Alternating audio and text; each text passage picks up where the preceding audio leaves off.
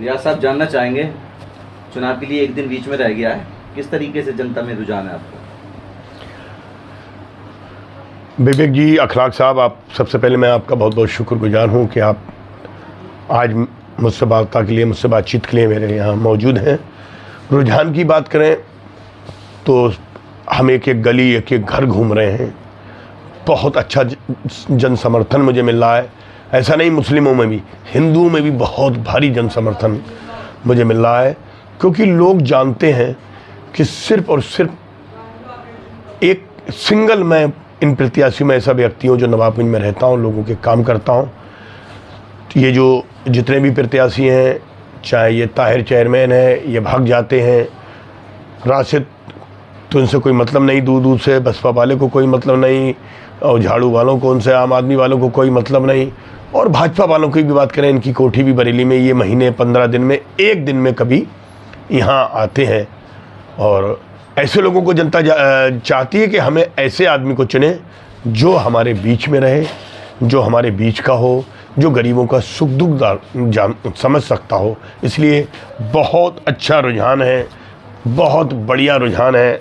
लोग बिल्कुल मन बनाए हुए हैं कि इस बार 11 तारीख को जब मतदान होगा तो भारी उत्साह के साथ आप देखेंगे मेरे पक्ष में, मेरी पत्नी रेहाना अंसारी जो कांग्रेस की प्रत्याशी है, उनके पक्ष में लोग मतदान करेंगे। इससे पहले भी कुछ दिनों पहले एक इंटरव्यू चला था एक निजी चैनल में, उसमें डॉक्टर ताहिर साहब ने ये कहा था कि जितने भी प्रत्याशी हैं उसमें आपका भी नाम था कि बैठा लिया जाएगा उन्हें, हम बैठा लेंगे उन्हें। क्या कहना है इस बारे में? अरे भाई, ताहिर इतना बड़ा नेता हो गया यहाँ, वो हमें बिठा लेगा? उसकी औकात क्या है? उसने नवाबगंज को 15 साल और बल्कि कहूँ 25 साल की राजनीति में बर्बाद कर दिया। उसने विकास की बात नहीं की। आज उसके साथ है कौन? उसके साथ सिर्फ वो लफंगे घूम रहे हैं। आज उसके साथ सिर्फ लफंगे कुछ घूम रहे हैं जो ज़मीन से जुड़े हुए, जो अच्छे लोग हैं, जो सामाजिक लोग हैं, जो अच्छाई को पसंद करते हैं, जो नेक काम को पसंद करते हैं, जो चाहते हैं विकास होना चाहिए, नवाबगंज के बीच में नेता हमारा रहना चाहिए। तो आज वो सिर्फ, मैंने जो आपसे कहा, सिर्फ मैं हूँ। इसकी क्या हैसियत है ये हमें बिठाल दे? अरे तू अपने सगे भाई, चचेरे भाई राशिद को नहीं बिठाल सका, तू अपने सगे भतीजे को नहीं बिठाल सका, तू हमें बिठालने की बात कर रहा है? तूने ऐसा कौन सा काम कर दिया कि हम बैठ जाएं? तू बताओ, जनता के लिए एक काम बताओ जो तूने किया हो। तूने चेयरमैन बनने के बाद नवाबगंज के लोगों को सिर्फ धोखा दिया, तूने हिंदू मुस्लिम में बांटा, और तूने एक काम किया। तुझे काम करना चाहिए था विकास का। मैं बार बार ये बातें कह रहा हूँ आपसे, फिर कह रहा हूँ इस नवाबगंज की जनता से भी, आप लोग भी सोचो, अगर आप वाकई मुसलमान हो, आप मुसलमान हैं, आप अल्लाह को मानते हैं, आप रसूल की मानते हैं, आप करबला वालों को मानते हैं साथियों, तो आप सोचें। सब लोगों से वो जो इनके साथ इक्का दुक्का लोग हैं, बहकने का काम नहीं है। इसने क्या किया है? हम चेयरमैन बनाते हैं इसे, और ये सिर्फ एक काम करता है, गंदगी का काम, अय्याशी का काम। और मैं बताऊं, इनसे पूछना, तुम मुझे बिठाने आ गए, तुम पूछना वो लड़कियां कौन थीं जो तूने गंदगी फैलाई, वो किस परिवार की थी जिनके घरों में तू रात रात बैठता था। तू बताना, जिन लोगों के तूने मकान बनवाए, मकानों में एक एक अपने ऐश के लिए तूने कमरे बनवाए, वो कौन थे? तो आज तू हमें बिठाने आएगा? तुझे, तेरी औकात इस बार हम बता के रहेंगे। कल का दिन बीच में है, इसको सिर्फ थोड़े से शराबी मिल गए, थोड़े से कुछ गलत किस्म के लोग मिल गए हैं साथियों। अन्य प्रत्याशियों से आपको किस तरीके की चुनौती मिल रही है, इस बारे में कुछ बताएंगे? कोई चुनौती नहीं है अखलाक साहब, कहीं कुछ नहीं है। नवाबगंज की पब्लिक मन बना चुकी है, इस परिवार से पब्लिक आगे जा चुकी है। नवाबगंज की पब्लिक बहुत परेशान है इस परिवार से। इसने हमेशा जुल्म किए, नवाबगंज के लोगों के साथ मारपीट की। अब आप बताइए, हमारे हाजी रशीद मरहूम साहब, एक जलवा था उस परिवार में, चेयरमैन ही हो रहे हाजी मसीद साहब, आपने उसके परिवार के लोगों के तू वोट ले लेगा? एजाज कुरैशी साहब के कुरैशी समाज का एक वोट तू ले लेगा? मेरे अंसारी समाज के ले लेगा? और क्या राशिद ले लेंगे? राशिद की अगर मैं बात करूं जो चुनाव मैदान में है, आज वो अगर 100 रुपए, आज मैंने लोगों ने बताया कि उनके कार्यालय में मारपीट हुई रात, इस बात की मारपीट के किसी को 500 दे दिए, किसी को 700 दे दिए, लोग कह रहे हैं बराबर से बांटो। अगर वो पैसे ना दे तो एक बच्चा, एक व्यक्ति उनके यहाँ पर नहीं रुकेगा। और मैं आपको बता दूं कि क्या विकास करेंगे ये राशिद साहब, किस तरह का विकास कर सकते हैं ये। नवाबगंज के लोगों ने इन्हें मस्जिद दी, जामा मस्जिद दी रही, इनने जबरिया कब्जा करा लिया। उस पर और लोग, अच्छे लोग कमेटी में थे, इन्होंने एक कमेटी बना ली ताकि ये मस्जिद का पैसा खा सकें। लोग आरोप लगा रहे हैं खुले खुले, और नहीं लगा रहे हैं तो आप बताइए क्या आपने जामा मस्जिद को बर्बाद क्यों कर दिया? जामा मस्जिद के स्कूल जो चल रहा है आपने उसको बर्बाद क्यों कर दिया? आपने क्या तरक्की की? आप नवाबगंज का क्या विकास करोगे? आपका पूरा परिवार ब्याज के काम में लिप्त है। आपके बहनें हुए, आपके भाई हुए, आपके परिवार के लोग हुए, सर्राफे की दुकानें खोलते हैं, लोगों को पट करके करोड़ों रुपए लूट लूट के यहाँ ले जाते हैं। और ये वो यहाँ रुकेंगे या नहीं रुकेंगे ये तो आप बता सकते हैं, आप देख सकते हैं। जामा मस्जिद की बात करें, जामा मस्जिद में जुमे के दिन तो कुछ से कुछ विवाद हुआ था, क्या मामला था पूरा? अखलाक साहब, विवेक भाई, मैं आपको बताऊं, जुमे की बात थी, मैं भी उस जामा मस्जिद में अक्सर नमाज पढ़ता हूं, तो मैं भी उस दिन मौजूद था। ये पहुंचे थे, इनका आपस में दोनों भाइयों का गंदगी थी। वो एक भाई ने मस्जिद में पोस्टर टांग रखे थे अपने एडवर्टाइज के, उन्होंने तकरीर की अय्यासी पे, क्या अय्यास जिनाखोरी पर, तो ये भड़क गए। इमाम साहब ने जब तकरीर की तभी इन्होंने कहा ब्याज पे करो, तो जब ब्याज पे हुई तो जो राशिद साहब है उनका चेहरा उतर गया। हम ऐसे ही बैठे रहे, ये गए माइक पर कूद के पहुंच गए। अरे भाई, तू मस्जिद के इमाम साहब से माइक छीन लेगा? तेरी इतनी हैसियत है, तेरी गुंडई मस्जिद में भी अब चलने लगेगी? तू बताओ, तूने कौन से रोजे रखे, तूने कितनी नमाजें पढ़ी? और मुसलमान भाइयों, तुम्हें भी कसम है, तुम्हें भी वास्ता है उस अल्लाह रसूल का, तुम्हें भी करबला वालों का वास्ता है।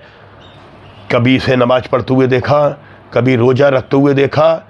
इस ताहिर को हमेशा गंदे कामों में रहता है, इबादत से दूर दूर तक इसके परिवार वालों का मतलब नहीं, कोई रिश्ता नहीं। उसके बाद भी जो लोग हैं वो समझ लें, कल आप लोगों को मरने के बाद अल्लाह को मुंह दिखाना है। क्या हश्र होगा हम लोगों का अगर इतने गंदे आदमी के साथ हम चल देंगे? आपको अल्लाह से डरना चाहिए। इलेक्शन है, कल के बाद परसों वोट पड़ जाएंगे, उसके बाद ये लोग यहाँ से भाग जाएंगे। एक व्यक्ति काम में नहीं आएगा, सिर्फ जो दिखेगा वो रियाज होगा, सिर्फ रियाज यहाँ पर काम करने के लिए दिखेगा। क्योंकि मेरा प्रोफेशन, मेरा कारोबार, मेरा जो भी बिजनेस है वो पत्रकारिता है। तो पत्रकारिता में यही है, अधिकारियों के इर्द गिर्द हम घूम के खबरें इकट्ठी करते हैं, थाने तहसील में रहते हैं, ब्लॉक में रहते हैं, सप्लाई दफ्तर में रहते हैं, हर विभागों में हम रहते हैं, CHC में हम रहते हैं। अगर हिंदू वोटरों की बात करें तो एक ही प्रत्याशी हैं बीजेपी के मैदान में, क्या कहना है उस पर? अरे विवेक भाई, हिंदू प्रत्याशी सब देख रहे हैं, लेकिन इनका इतना बड़ा विरोध है, इतना बड़ा विरोध है, एक जरूर है कि आप किसी को बिठाल के आपने अपनी बपोती समझ ली राजनीति, आप ही हर बार चुनाव लड़ेंगे। क्या प्रेम रस्तोगी का अधिकार? प्रेम रस्तोगी जी, मैं माफ़ी चाहूँगा, मेरे बड़े भाई हैं, मैं गुरु चेले का मेरा वो है, क्या उस परिवार का हक नहीं है? क्या सचिन राजनीति नहीं कर सकते? संतोष गुप्ता नहीं कर सकते? अनिल नहीं कर सकते? लल्लू गुप्ता नहीं कर सकते? कि इतने सारे हिंदुओं में एक तुम ही हो? कोई वोट नहीं दे रहा है। मेरी पूरी बात होने दो आप। एक व्यक्ति ने एक वोट, इन्हें वोट देने के लिए तैयार नहीं है। इतना बड़ा धोखा इनके साथ होगा। ये जिस ढंग से हवाई घूम रहे हैं, इस बार तो कोई इनके साथ नहीं घूम रहे हैं। जब ये 2 बार चुनाव लड़े थे विवेक भाई, तब भी ये अकेले थे, तब भी ये दोनों बार चुनाव हारे। हम लोग इतने चूतिया नहीं है, हम इतने पागल नहीं है। इन्होंने जिस ढंग से भूमि विकास बैंक का चुनाव, आप तो मौजूद थे, हम सब लोग, इन्होंने लाठी चलवाई थी, गंगवार समाज के लोग लाइनों में लगे हुए थे, उनको पिटवाया था। 8000 गंगवार समाज है। तुमने एक बेचारे संतोष गुप्ता जी ने हमारी अच्छे लड़ना है, हमने किसी को बिठलवाने की कोशिश नहीं की, ना हमने सभाएं की। हमने कहा हर आदमी को अधिकार है, हर आदमी को चुनाव लड़ना चाहिए। तुमने अपनी दबंगई के बल पे, अपनी सत्ता की धौंस में तुमने उस बेचारे संतोष गुप्ता को बिठाल दिया। क्या वो उसके परिवार, उसके रिश्तेदार, उसकी बिरादरी के लोग उसको तुम्हें वोट दे देंगे? उस शख्स के एक बड़ी शख्सियत है वो। क्या आप ये समझते हो? अकेले जरूर हो, लेकिन कम से कम तुम्हारा आधा वोट हमारी तरफ आ रहा है। हर वो व्यक्ति जो चाहता है कि इन्होंने जो नफरत की राजनीति ताहिर ने और भाजपा के इन प्रत्याशियों ने शुरू की है, हर एक हिंदू हो या मुसलमान वो चाहता है। अब हम इनसे बहुत परेशान आ चुके हैं, बहुत टूट चुके हैं। नवाबगंज को बर्बाद होते हुए आगजनी देखी, कार्यालयों में आग देखी, लोगों पे फर्जी मुकदमे देखे। आज प्रशासन परेशान है इन दो लोगों की वजह से। और आप देखेंगे इन्होंने अधिकारियों के साथ मारपीट की, अधिकारियों के साथ, पुलिस वालों के साथ मारपीट की इन्होंने।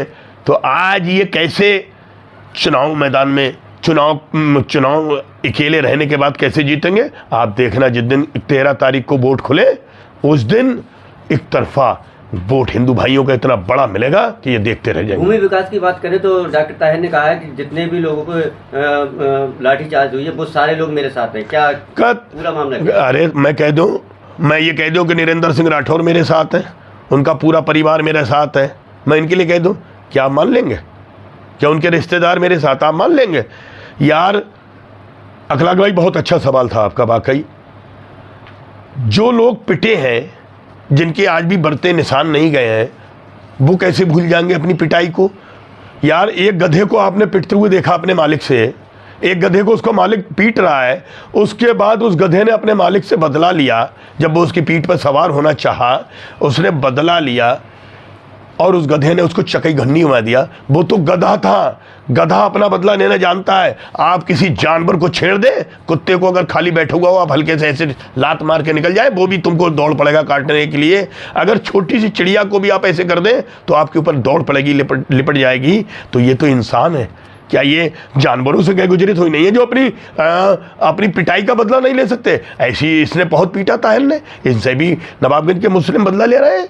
आप देख लें, कहीं नहीं है, कोई साथ नहीं है। जिस दिन वोट खुले देखना, कम 2-4 हज़ार लोग तो वोट डालने नहीं आएंगे यहाँ, ये देखते रह जाएंगे हुआ क्या। क्योंकि पहले जो 2 चुनाव ये हारे, इतना बड़ा रैला होता था, आज कहीं वो जोश नहीं है लोगों में। यही वजह है कि आप इनकी कार्यशैली को लोग देख सकते हैं। राठौर साहब यहाँ से पिछले चुनाव में भाग गए, पता नहीं कहाँ चले गए, प्रशासन परेशान। अरे तुम वो पिछले मतगणना में घुस गए। हमारे राजेश साहब, हमारे बड़े अच्छे संबंध थे, पत्रकार थे, उनको ऊपर आप दौड़ पड़े।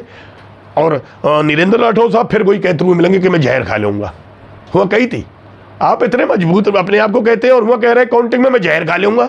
मुझे तो कुछ लोगों ने बताया कि इनका टिकट नहीं हुआ था, टिकट कट गया था, लेकिन उन्होंने जब अपने पार्टी के नेतृत्व के सामने कहा कि मैं जहर खा लूँगा, तब इनका टिकट हुआ, कि इस बार नहीं दिया, तब टिकट हो पाया। अच्छा, अंसारी समाज को अगर छोड़ें, इसके बाद सिद्दीकी समाज के एक निर्दलीय प्रत्याशी मैदान में है, क्या कहना है उनके? विवेक भाई देखिए, सिद्दीकी समाज के हमारे नूर इस्लाम भाई हमारे छोटा भाई हैं जरूर, लेकिन सिद्दीकी समाज के लोग भी खूब अच्छी तरीके से ये जानते हैं, समझ रहे हैं कि जब सिद्दीकी समाज को इज्जत देने का काम आया, जब इनके लिए कुर्बानी देने का काम आया, तो वो काम सिर्फ रियाज अंसारी ने किया। यूसुफ भाई वाइस चेयरमैन थे, वाइस चेयरमैन जब बने तो हमने बनाया, हमारे 9 वोट थे, मैंने अपनी पत्नी का नॉमिनेशन कराया, लेकिन मुझे लगा कि बीजेपी ना जीत जाए, मैंने अपने यूसुफ भाई को जिताने का काम किया। मेरे सिद्दीकी भाई आए, बोले रियाज भाई ये जो कहने का मतलब आपके 9 वोट हैं, लेकिन हम आपके बड़े हैं कि आप हमारी बात मानेंगे? हमने कहा बिल्कुल मानेंगे, हम आपकी बात मानेंगे।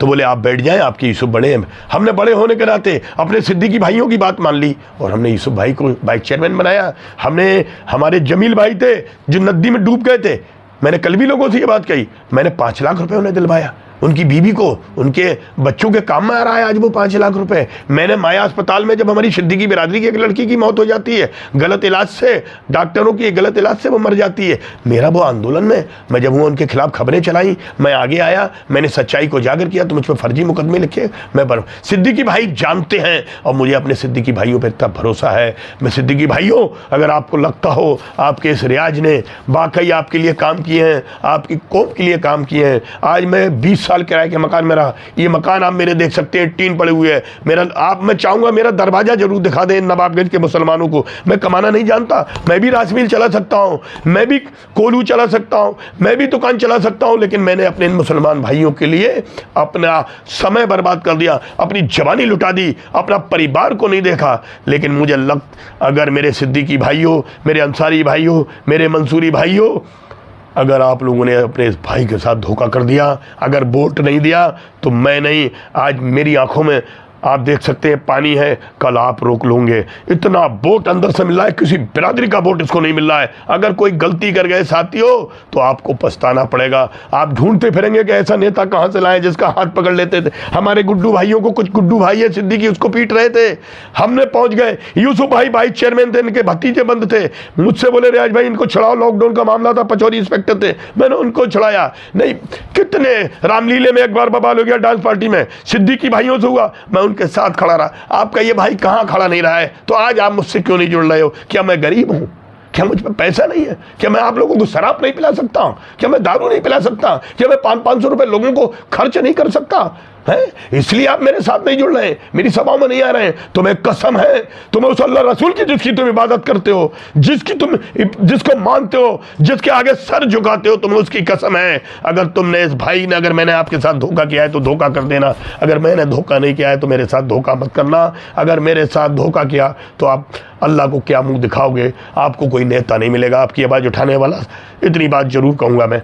आप लोग नवाबगंज की जनता के लिए क्या अपील करना चाहते हैं? बस मैं यही अपील कर रहा हूँ साथियों, सबको देख चुके हो आप लोग, ये सब भाग जाएंगे चेयरमैनी के बाद, ये कहीं नहीं नजर आएंगे। राशिद को राजनीति का शौक चढ़ा, ब्याज का पैसा लगा दिया, 500 शराबी बना दिए। फारूक भाई ब्याज का काम करते थे, मेरे बाप की दुकान जिसमें आज मैं बैठ सकता था, 1 करोड़ की दुकान इनने ब्याज में छीन ली। इस फारूक मंसूरी ने आज चुनाव लड़ लिया है। ये राशिद बेच के भाई गुलाम पूरा पैसा लूट लाए। इसका भतीजा बोंडा में पकड़ा गया, इसका काम है, मैं बात को इनकी जांच कराऊंगा बोंडा में, और इसके भाई गुलाम की यह करोड़ों अरबों रुपए की संपत्ति, उसकी भी जांच कराऊंगा। आप इसके साथ जितने भी लोग लगे हुए हैं सिर्फ लालची किस्म के हैं। नहीं तो ताजुद्दीन अंसारी 5 साल मेरे यहाँ चाय पीते हैं, मेरे यहाँ खाना खाते हैं, मेरे साथ सिगरेट पीते हैं, और आज मेरे साथ चले जाते हैं। वजह यह थी कि मैं 15,000 रुपये नहीं दे पाया। ये वो ताजुद्दीन अंसारी हैं जो वाइस चेयरमैन का जब चुनाव था, मैं यूसुफ के साथ था, यह गरीब आदमी यूसुफ के साथ था। इस ताजुद्दीन अंसारी मीरगंज में कूद गए और मेरे ताऊ के साथ चले गए, मेरे शब्बीर अहमद ताऊ, क्योंकि पीछे पीछे रविंदर सिंह राठौर की गाड़ी चल रही थी, सपा के लोग इनको यूसुफ भाई के लोग अपने साथ ला रहे थे, ये मीरगंज से कूद गए भाजपा को वोट देने के लिए। रविंदर सिंह राठौर ने इनको एक दुकान दी जहाँ पे शौचालय बने, मिनी नेता जहाँ पे जूते की, वो इन 80 हज़ार की। हाँ, विवेक भाई, अखलाक साहब, क्या वो दुकान मैं नहीं ले सकता था?